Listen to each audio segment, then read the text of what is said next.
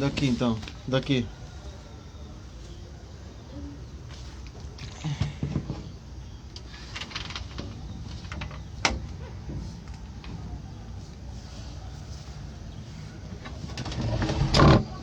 Eita.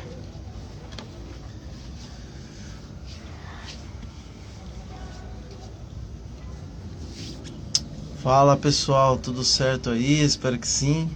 Tamo junto, bom dia, mais um ótimo dia pra vocês aí. Um ótimo sábado. A gente tá aqui falando de Jesus, certo? Então tá bom, vou aguardar aí o pessoal entrar. Mandei pra muitas pessoas aí o link. Vou fazer uma pose aqui. Como que eu faço uma pose pra deixar de capa? Só tô sendo avisado. Quando entrar a primeira pessoa, vai ficar gravado, né? Então, pra você que tá vendo depois, quando entrar a primeira pessoa, eu faço a capa. Deixa eu mexer aqui no outro celular.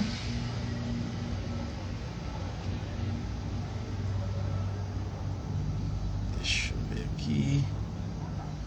Bom dia. Aguardo aí, eu aguardo. Vamos conversar, né? A gente tá falando de Romanos. Nós estamos em Romanos, no capítulo 12. Deus é bom. Deus é muito bom. É isso aí, é isso aí.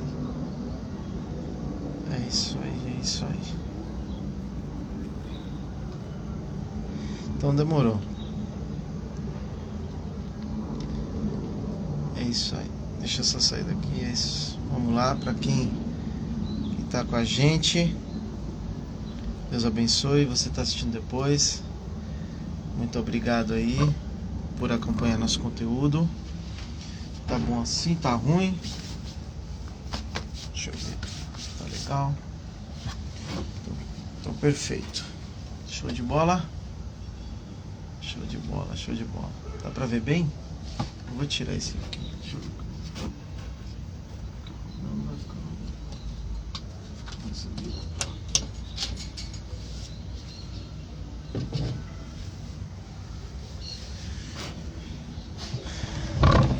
Mais pra trás, mais próximo. Bora. Simbora, bora simbora. Se vai ficar bom também. Já de frente. Show. Vamos começar então. Como a gente lembra, a gente está em Romanos 12 e a gente tem conversado sobre a carta de Romanos, a carta aos Romanos, e tem sido muito edificante, principalmente para mim, porque ela vem mostrando como é ser salvo e como vive um salvo, né? Às vezes a gente acha que a gente é salvo, mas a gente não foi transformado ainda pela palavra. Mas Deus é bom, Ele sabe o que faz, e sua vontade é boa, perfeita e agradável. Bora ler? Romanos 12. Eu vou ler 1 e 2. 1 e 2. 1 e 2. Combinaram pra gente começar? Primeiro vamos fazer uma oração, né?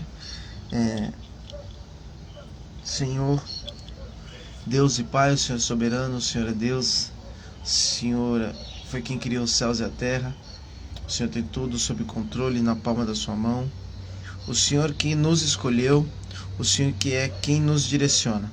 Pai, obrigado por sua santa palavra, por seu santo evangelho. Obrigado, Senhor, por cada pessoa que deu sua vida para que essa mensagem fosse espalhada e levasse salvação para mais pessoas. Pai, em nome de Jesus, nos transforma, nos molda. Pai, que a gente consiga viver o que estamos aprendendo. Amém e amém. Show de bola. E aí? Não sei se é melhor assim ou melhor com sombra. Mas tá bom. Na luz do dia, luz do sol, perfeito. Se ficar ruim, a gente regrava. Bora ler. NVI, como geralmente eu uso, NVI. Pois, irmãos, portanto, irmãos, rogo pelas misericórdias de Deus que se ofereçam em sacrifício vivo, santo e agradável a Deus. Este é o culto racional de vocês, em algumas versões, culto espiritual. Versículo 2: Não se amoldem aos padrões desse mundo, mas transformem-se pela renovação da sua mente, para que sejam capazes de experimentar e comprovar a boa, agradável e perfeita vontade de Deus. Show de bola. Show de bola. Deixe só encaminhar para algumas pessoas a mais. Cadê? Copiar link. Tá ótimo, tá ótimo. Tá ótimo. Parece que o vídeo ficou pausado, né? Mas tá bom. Bora lá.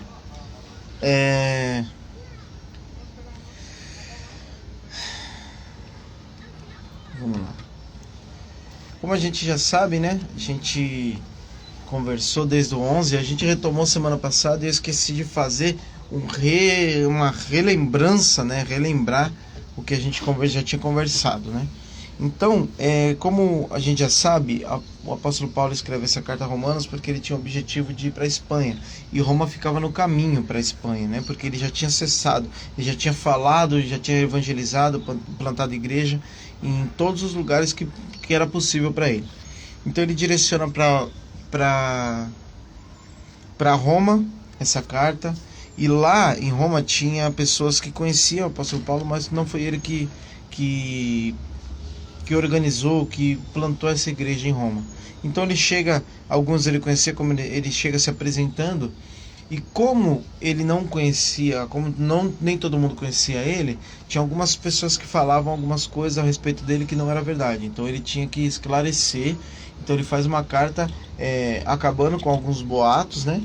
E deixando claro que evangelho é esse que ele está escrevendo. E o problema principal dessa igreja, pelo que a gente percebe estudando a carta, é que alguns estavam se achando melhor que os outros. E aí, baseado em alguns estudos, algumas pesquisas que eu fiz, acontece o seguinte na história: os judeus são expulsos de Roma. Por quê? Porque, baseado em alguns historiadores, os judeus estavam criando conflito, criando algazarra, fazendo bagunça, por conta de um tal de Cresto. Então a gente entende que por conta de Cristo, os judeus estavam meio que perseguindo os cristãos, e aí começou-se uma treta. Então isso deixa o império nervoso, e o imperador Cláudio expulsa eles de Roma. E aí eles saem por volta de 1940, do ano 40 depois de Cristo. Eles são expulsos e depois voltam. E aí o que a gente consegue entender? Que quando os judeus saem e eles voltam, a igreja passou a ser liderada por gentios. Então o que acontece? O louvor, a pregação, o ministério infantil, o ministério de dança, os judeus estavam tomando conta daquilo, eles estavam liderando os gentios. Então os judeus, eles até conviviam com os cristãos, com os gentios. Beleza, tudo bem, ele se converteu ao judaísmo, mas agora me liderar, aí o buraco é mais embaixo. Então aí tem uma treta na igreja, porque uns vão falar assim: nós somos judeus, nós somos escolhidos, vocês são gentios. E os outros vão dizer assim: não, vocês crucificaram Cristo, vocês negaram a Jesus, então vocês não são dignos. Então aí começa uma treta: eu sou melhor ou eu sou pior, e assim vai. Então o que acontece? Começa a se dividir. E aí do capítulo 1 até o 11, Paulo Mostra que é o seguinte: todo mundo é pecador, cara. Todo mundo tá no mesmo patamar. Todo mundo tá na treta. Nem judeu é melhor, nem gentil é melhor. Não é porque vocês rejeitaram a Cristo que a salvação não vem para vocês. Não é que porque vocês não são um povo escolhido que a salvação não se apresentou a vocês. Então ele mostra que todo mundo é igual perante Deus. E aí ele torna isso bem claro quando no início do versículo, portanto, aí ele fala o seguinte: gente, portanto, irmãos. E aí no versículo 1 isso fica muito bem claro. Portanto, irmãos. Ele estava falando até agora, do 1 ao 11 ele estava falando judeus, gentil, e você, e você, e você, e você. Agora ele fala: gente, Aqui é um corpo só. Aqui todo mundo é filho do mesmo Deus, então não tem como escolher irmão. Eu não escolho irmão, não tem como você escolher irmão. Nasceu, é seu irmão, tamo junto. É isso aí. E aí ele vai, fala isso. E ele pede.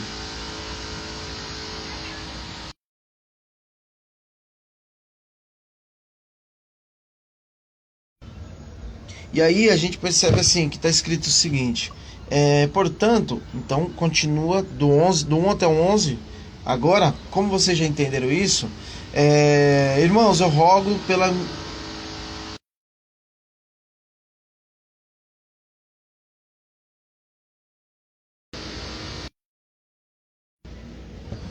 Rogo pelas misericórdias de Deus que ofereçam.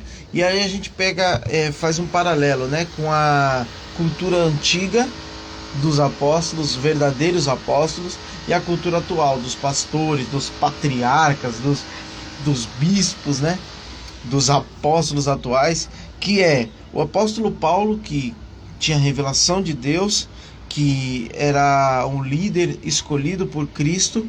Ele fala para a igreja: gente, eu peço para vocês, eu rogo a vocês que seja assim.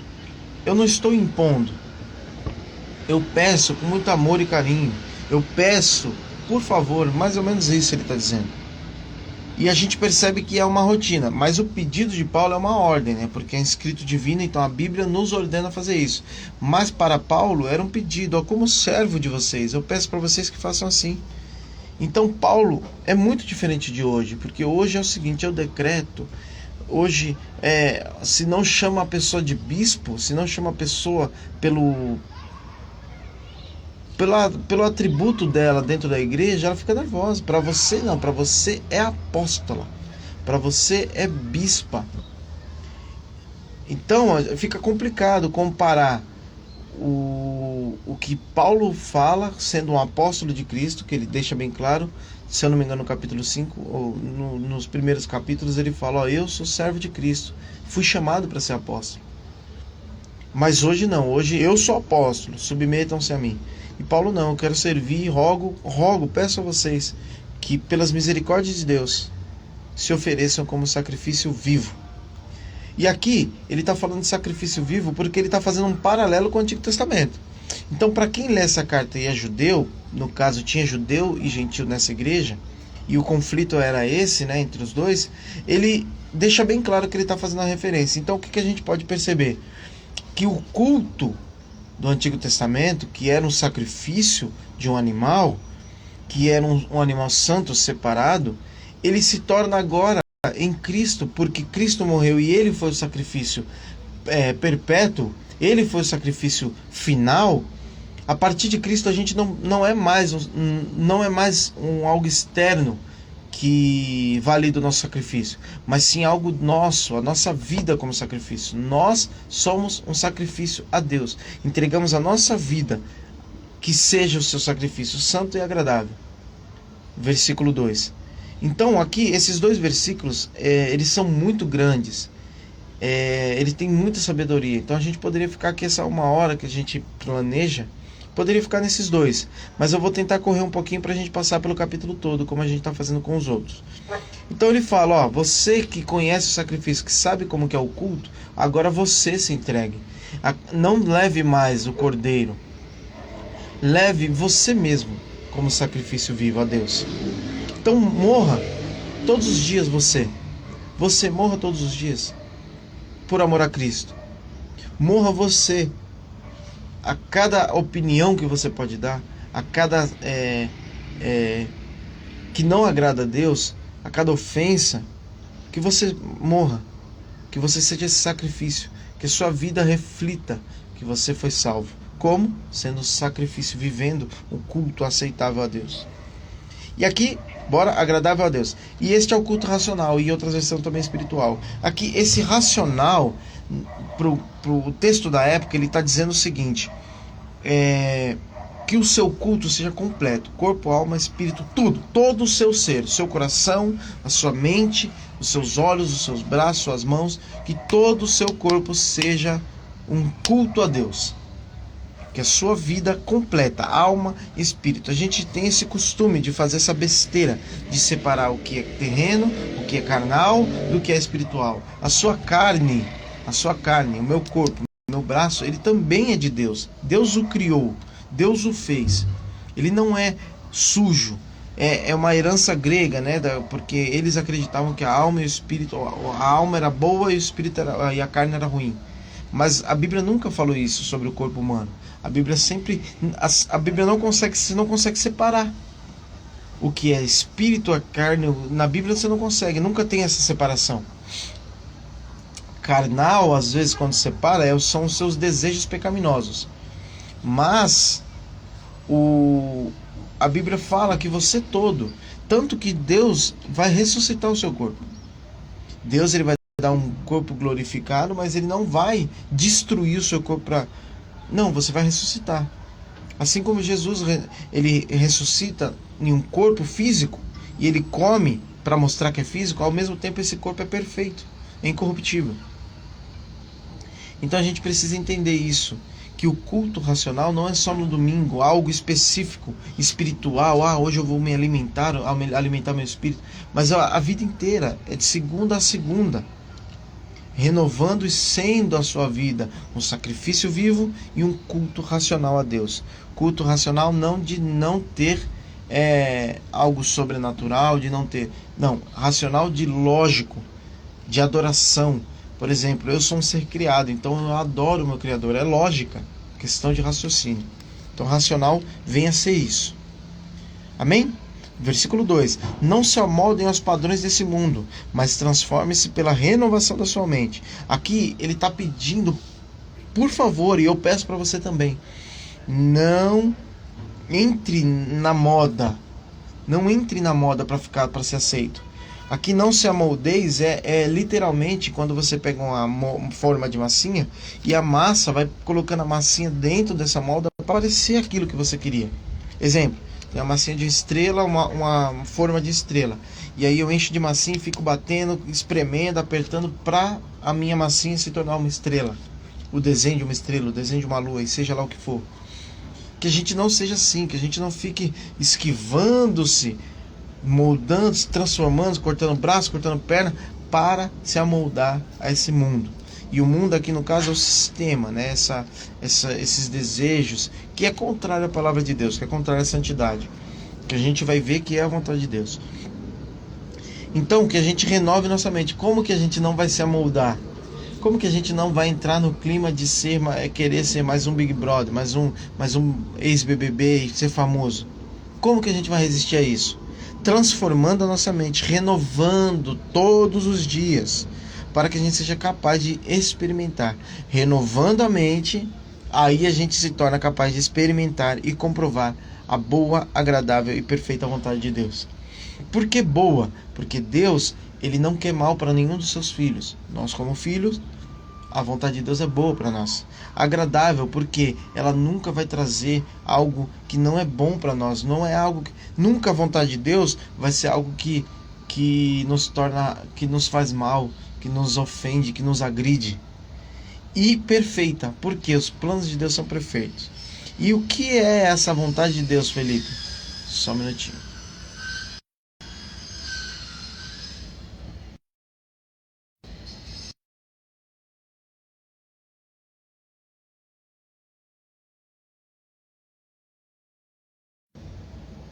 Tá falando que eu não consigo ver, mas agora eu vi. Então bora lá. O que é a vontade de Deus? A vontade de Deus explícita nas Escrituras é: santificai-vos e sejam como Cristo. A vontade de Deus é que a gente seja cada dia mais santo. Mas existe a vontade geral, né, para todos os crentes, mas existe também uma vontade específica para você e para mim, que é a nossa vocação, que é o nosso chamado.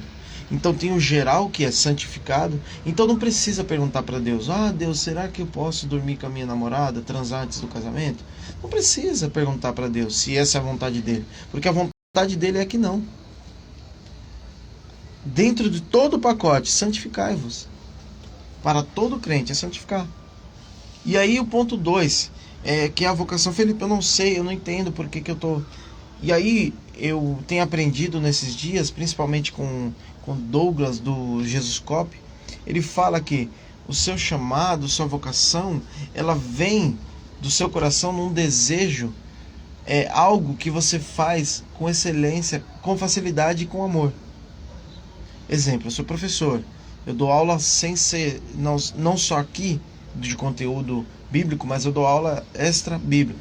Então, eu dou aula de esporte, eu posso dar aula de xadrez, por exemplo, que eu aprendo e eu consigo ensinar. Não que eu dê aula de xadrez, mas eu digo assim, eu tenho uma facilidade de entender e tornar mais fácil. Isso é um dom que Deus me deu. E eu olho para as pessoas e juntando o que você faz com amor, com qualidade, com facilidade, você juntar com aquela indignação que você tem. A minha indignação é ver as pessoas, mesmo com muito conteúdo, com muita sabedoria, alienados, aprendendo errado, coisas ilógicas. As pessoas aprendem. Eu vejo professores, por exemplo, de história, que veem um movimento que deu errado em todo lugar que foi implantado e eles defendem esse mesmo movimento. Então isso me deixa irritado. Não irritado com a pessoa, mas assim, a ignorância me deixa irritado. Quando alguém diz que ensina a Bíblia e ela não sabe, não sabe o mínimo sobre a Bíblia, você pergunta para ele qual é a mensagem da Bíblia, ele não sabe. Você pergunta para ele o que é o Evangelho, ele não sabe. Mesmo assim, ele se denomina bispo. Eu fico um pouco irritado, porque eu falo, poxa, está ensinando errado. Então, quando eu vejo a ignorância, eu vejo o ensino errado, ou eu vejo a alienação, isso me incomoda. E isso, juntando com a minha facilidade de ensinar, isso mostra a minha vocação, o meu chamado, a vontade de Deus para mim, é que eu ensine. Ah, mas Felipe, precisa ser só na igreja? De forma nenhuma. Eu, por exemplo, sou professor, e aí eu posso fazer um concurso e ser professor em escola pública. Se eu tenho esse chamado, essa vocação, eu posso não ser na igreja, posso ser em outro lugar. E a gente vai ver mais para frente que Deus não chama só para servir na igreja. Chama também para fora, porque a gente vai ver alguma lista de dons e tem dons que não vai se encaixar na igreja. E aí fica meio confuso, porque a gente quer aplicar só na igreja, mas Deus tem propósito para nós, porque a sua vontade é boa, perfeita e agradável, também fora do nosso âmbito religioso, no caso, né? Mas Deus é bom, vamos continuar. Versículo 3. Por isso, pela graça, me foi dada, e digo a vocês. Então ele está dizendo assim, presta atenção, eu aprendi pela graça. Eu tenho esse dom apostólico pela graça. E eu passo para vocês os ensinamentos porque eu recebi de graça. Aí ele vai dar o ensinamento, que é top. Ninguém tenha de si mesmo um conceito mais elevado do que deve ter. Mas ao contrário, tem um conceito equilibrado. Então, como os judeus e os gentios estavam disputando quem era melhor, Paulo vem e fala, gente, olha para a Bíblia e vê o valor que vocês têm. Não seja maior ou menor ao seu ponto de vista. Aí o que acontece? Quando a gente entende o Evangelho, quando a gente entende a Bíblia, a gente começa a ter uma visão saudável de nós mesmos. Como assim, Felipe? Eu entendo quem eu sou. Será que você sabe quem você é?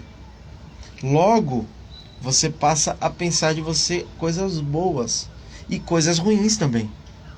Então que a gente não tem o conceito elevado. Às vezes você vê uma pessoa que ela acha que ela é muito boa e ela não é, ela é ruim. E por outro ponto também, existe aquelas pessoas que é boa, mas ela não consegue receber o elogio. Então, ao mesmo tempo que quando eu não sou bom, eu me acho e eu tenho uma visão errada de mim,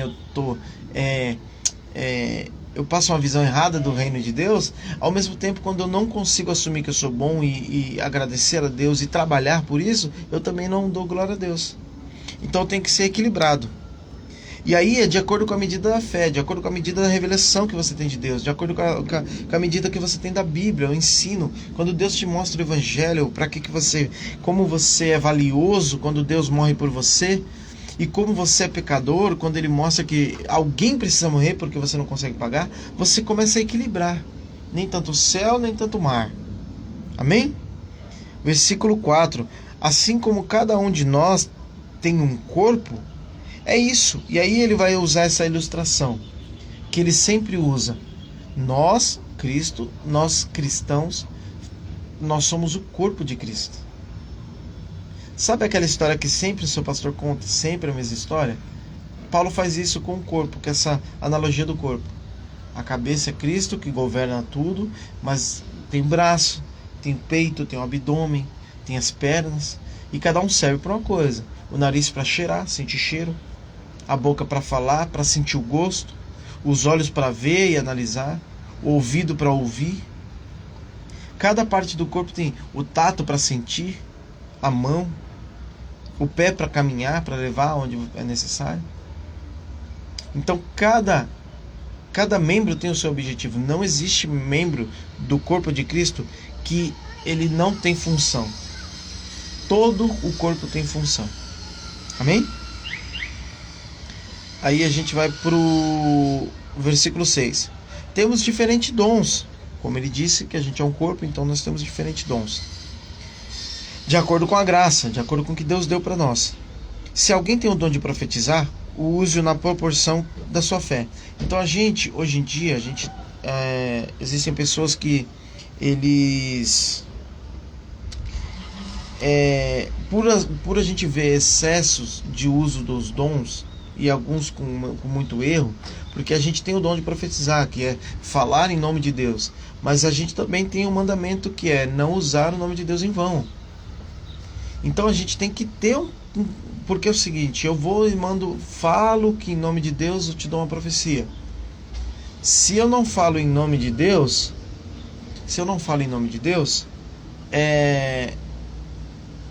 amanhã não se cumprir, eu estou usando o nome de Deus em vão. Então quem profetiza precisa ter esse entendimento, que é uma responsabilidade muito grande. Mas existem outros que dizem que isso acabou. Então a gente não pode usar demais, nem falar que não tem. A gente tem que ter a medida equilibrada.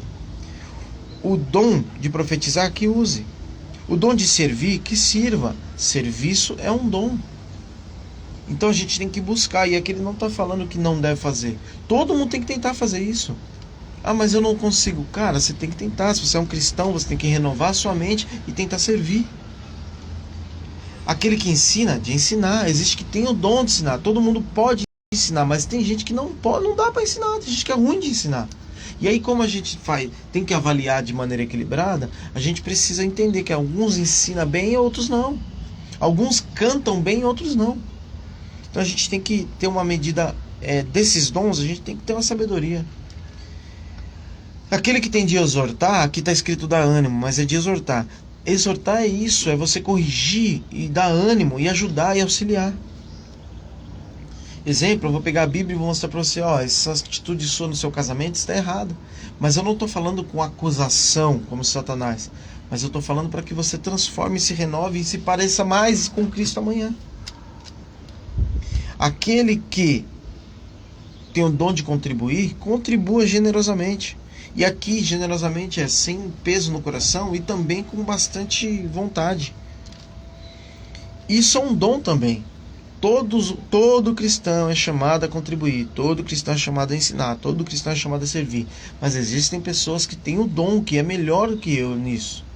É melhor do que você nisso. Diz ser liderança. E aqui não é liderança igual a gente vê hoje. Cara, tá difícil. Cara, me chama de bispo. Senão, eu nem falo com você. Senão é ungido. Isso não é liderança. Liderança é quando Jesus, olha o exemplo, o maior exemplo, o líder, o rei do universo. O exemplo dele de liderança é, ele pega o balde, pega a toalha e lava os pés. Se não deixar eu lavar o pé, você não tem parte comigo. Exerça com zelo, então presta atenção nessa liderança. Então quando eu direciono meu filho, ó filho, é desse jeito, é dessa forma, eu estou liderando ele, liderando a minha casa, eu preciso fazer com zelo. Porque existe um dom da liderança. Amém? Aqueles, aí como eu disse lá em cima, tem coisas que não vai ser feita aqui na igreja, dentro da igreja, dentro do ambiente religioso. Como você vai exercer misericórdia na igreja? Quando você vai, por exemplo, ouvir a palavra. Oi, meu filho. Oi, meu filho. Nada de pirulito não agora. Pirulito de coração depois o pai vai pegar pra você, tá bom? Pode ser? Combinado? Então tá bom. Bora lá, continuar. Vamos lá. Então, se se é mostrar misericórdia, que o faça com alegria.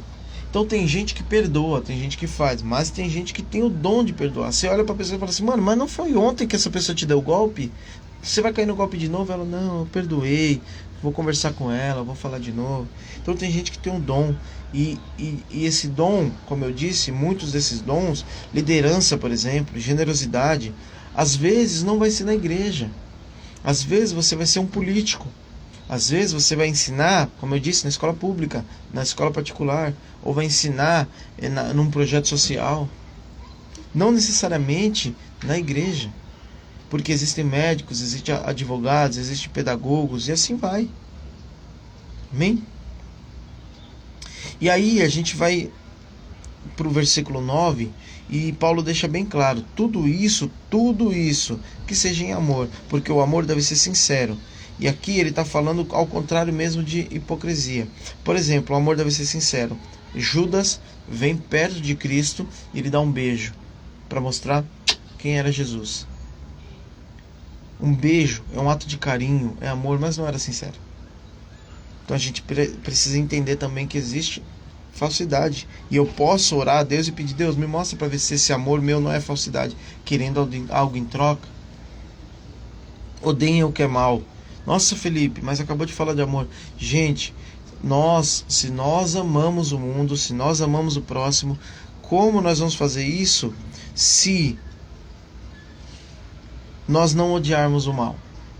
As pessoas falam assim, nós temos que amar o próximo, evangelizar e tal. Sim, mas como que eu vou fazer isso se eu não odiar o mal? Exemplo, uma menina de 9 anos. Eu estava vendo essa notícia aí.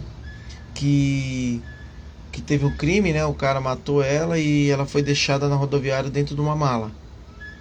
E não conseguiram descobrir na hora. Aí depois, com o processo de DNA, pegaram a mala e viram de quem era a mala, pegaram o código DNA dele lá e bateu com alguém. E aí conseguiram prender a pessoa e conseguiram deixar ela mais tempo presa. Como que eu digo que eu amo essa menina de 9 anos, a família dessa menina, sendo que eu não quero justiça? E não é ódio contra o cara, é amor pela menina. Entendem? Então eu tenho que odiar o que é mal. E mal aqui não é a pessoa mal, é o mal em si, o que a pessoa faz. Então eu tenho que odiar quem é corrupto e rouba dinheiro. E aí as pessoas morrem no médico, por exemplo, porque não tem acesso, não tem dinheiro, não tem instrumento básico. Eu preciso odiar o mal, eu preciso odiar a corrupção, a mentira. Eu preciso odiar o aborto, por exemplo. Preciso odiar. Por quê? Porque é um assassinato. Então eu preciso entender que eu devo ter um amor sincero, e esse amor automaticamente me traz um ódio contra o que é mal. Apeguem-se ao que é bom. Então esse mal é ao contrário do bom. Então eu sei o que é bom. Por exemplo, meu filho está com fome, eu vou dar pão para ele. Aí meu filho está com fome e eu vou chantagear ele. Isso é mal, eu tenho que odiar isso. Dediquem-se uns aos outros. Então quando você vê na carta que os judeus estavam tretando com os gentios, eu sou maior, eu sou mais importante, aí Paulo fala, gente, vocês são irmãos. E outra, dediquem-se uns aos outros com amor. Uns aos outros, isso mesmo. Você é judeu, se submeta ao gentil. Você é gentil, se submeta ao judeu. Sirva-o com amor fraternal. Fraternal aqui vem de irmão, né? Fraterno. Então, como irmão. Prefiram dar honra aos outros. Então, seja sincero. Eu, por exemplo, eu aprendo. Eu nunca cheguei a nenhum conhecimento da Bíblia aqui que eu passo para vocês, seja aqui no canal, seja fora do canal, sozinho. Não, eu assisto vídeos, eu assisto aulas, eu leio, eu procuro postagens sobre o assunto, eu vou atrás. E pessoas deram a vida para isso, então a gente tem que honrar essas pessoas. A gente tem que honrar o outro. A gente aprendeu, às vezes, a gente nunca fala uma frase legal que a gente viu, a gente usa a frase, mas não fala, aprendi com o Felipe lá, aprendi com fulano. Eu, por exemplo, eu assisto muita pregação, então eu pego algumas frases completas da pessoa e passo para os outros assim. Porque me impactou, eu acredito que vai impactar você também. Então eu dou honra quando eu digo, essa frase eu tirei de tal pessoa. Eu, por exemplo, muitos dos meus estudos, eu assisto Augusto Nicodemos. Porque eu dou honra a ele? Porque é um homem de Deus que deu sua vida a Cristo, que deu sua vida para ensinar, e assim vai. Não falte vocês o zelo. Então, seja zeloso, tenham um cuidado com as coisas, sejam fervorosos no espírito, sirvam ao Senhor. 12. Alegrem-se na esperança, sejam pacientes na tribulação. Então a gente precisa trabalhar esses aspectos. Perseverem na oração. Então, se você é crente, ore, tenha esperança e seja paciente.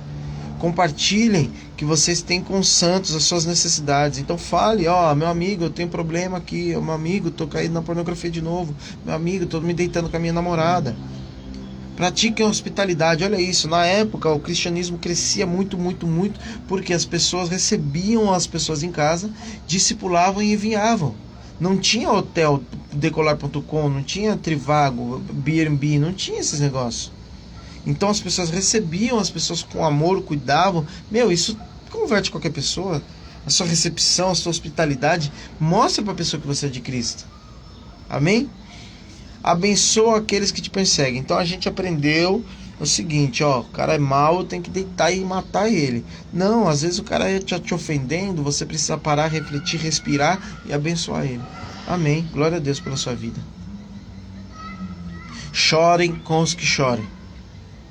Não amaldiçoem, na verdade, continua, não amaldiçoem. Alegrem com os que se alegrem, chorem com os que choram. Então aqui, a gente que costuma essas pessoas falam assim, não, eu falo a verdade, eu sou sincero, eu sou verdadeiro. Mas sem amor não adianta. Às vezes você está sendo estúpido. Às vezes a pessoa está desesperada, chorando, e você fala, eu te falei, eu te avisei, bem feito. Você não tem amor. E quando você, aqui um parênteses, tá? Quando você não pode falar a verdade, não pode corrigir alguém, provavelmente você é escravo dessa pessoa. E quando você só fala a verdade e a pessoa não pode refutar, não pode nem ficar... Você só quer falar a verdade, você está fazendo a pessoa de escravo. Então presta atenção se você não está fazendo esses dois. Porque a Bíblia está mandando você se alegrar e ser feliz quando alguém conquista algo, você está top, junto, feliz do lado, e chorar com aqueles que estão tristes. Não fazer igual os amigos de Jó, porque você pecou, por isso está sofrendo. Então chora, sente e chora junto.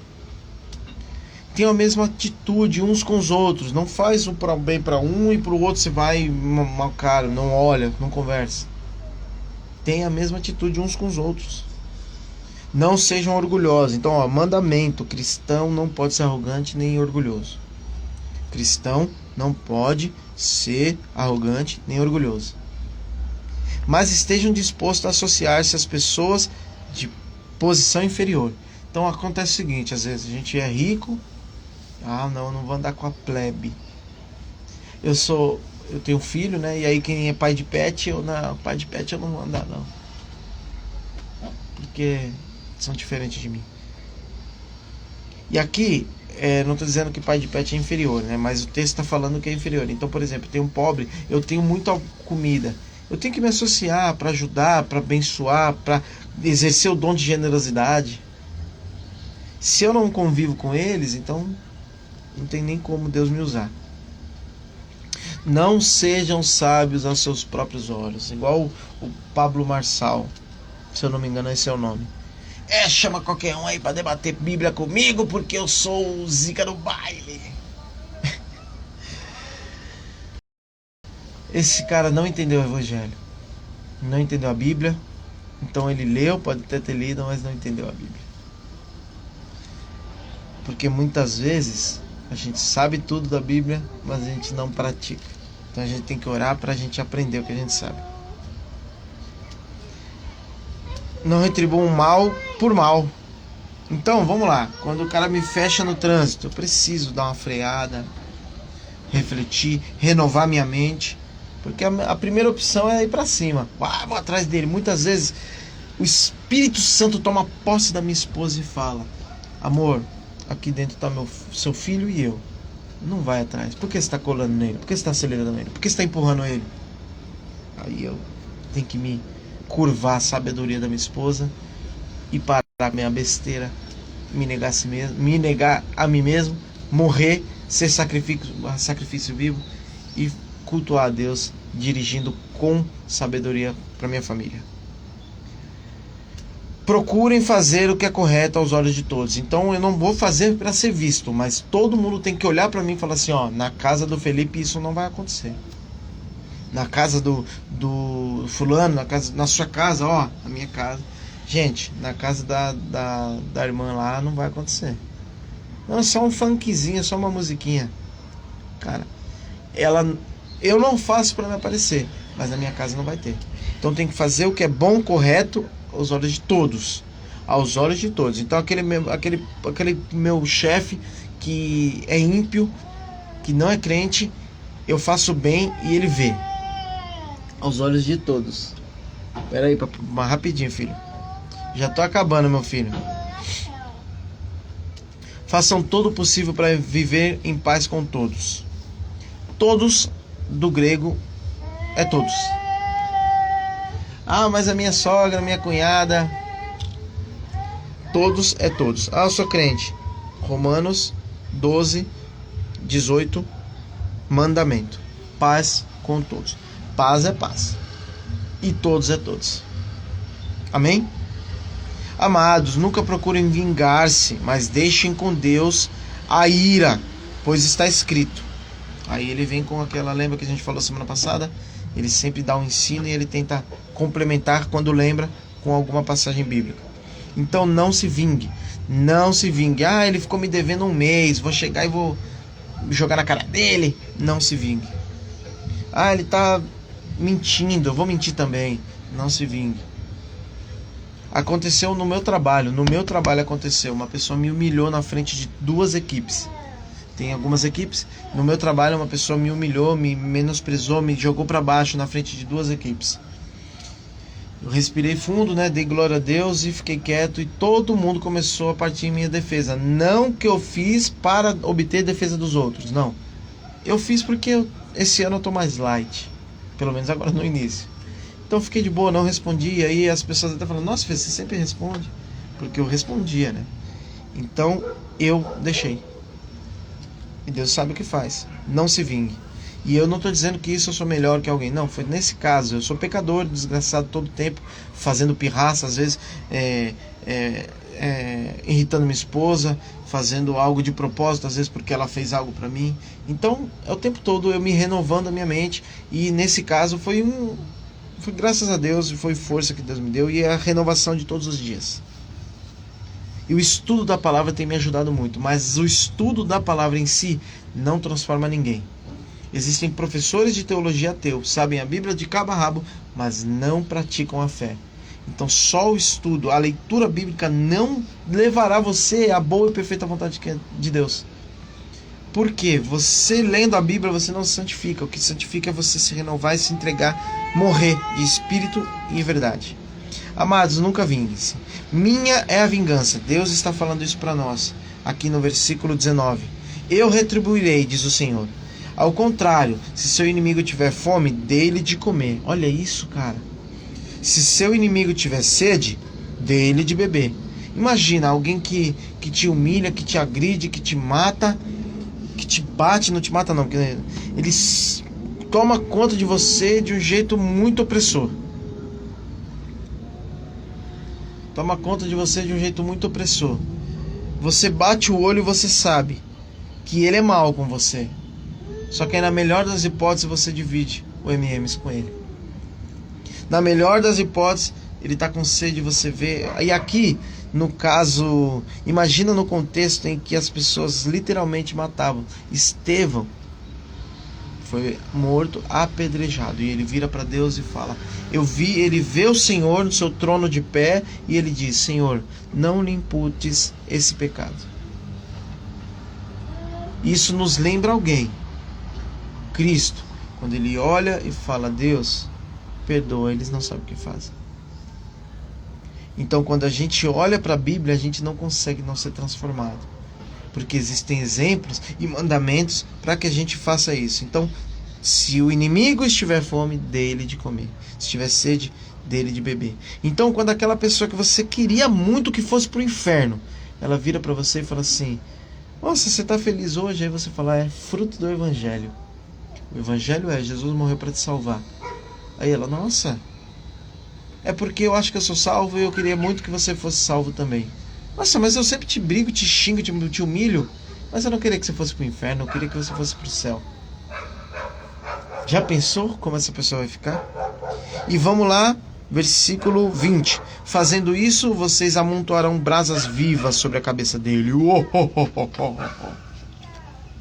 Aí aqui, brasas geralmente não é tratado como coisa boa, né? Então a gente pode interpretar de duas formas. Brasas vivas é que Deus vai exercer o juízo e vai descer com fogo, ou que ele vai ficar com isso queimando na cabeça dele. Cara, eu xingava todo dia ela. E ela foi gentil comigo, me tratou bem. Isso vai corroer a cabeça dele. Como uma brasa pegando fogo na cabeça dele. Ou o próprio Deus exercendo o juízo.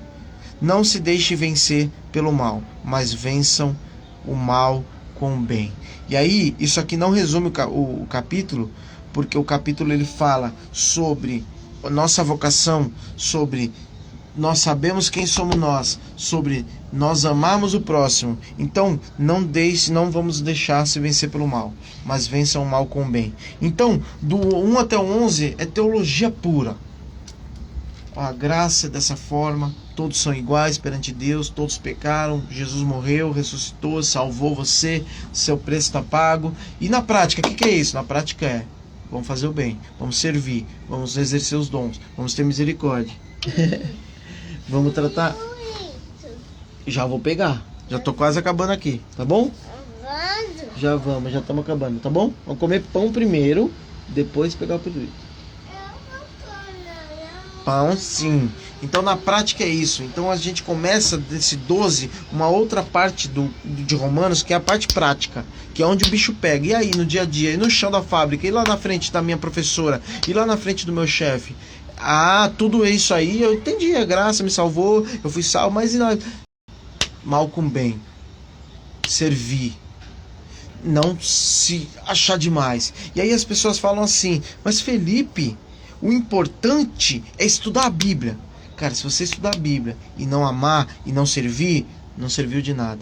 Mas Felipe, o importante é evangelizar, amar o próximo como a mim mesmo e fazer o bem. Mas como você vai fazer o bem se você não estudou e não sabe quem você é, quem é o próximo?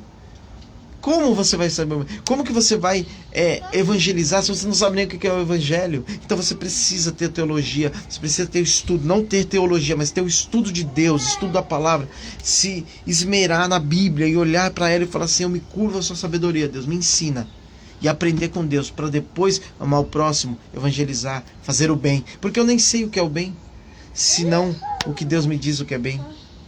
Amém? Então que a gente venha entender que nós não somos mais nem menos, que nós somos feitos para o outro, como um corpo, que cada membro tem a sua função para servir, e que o mal deve ser pago com o bem.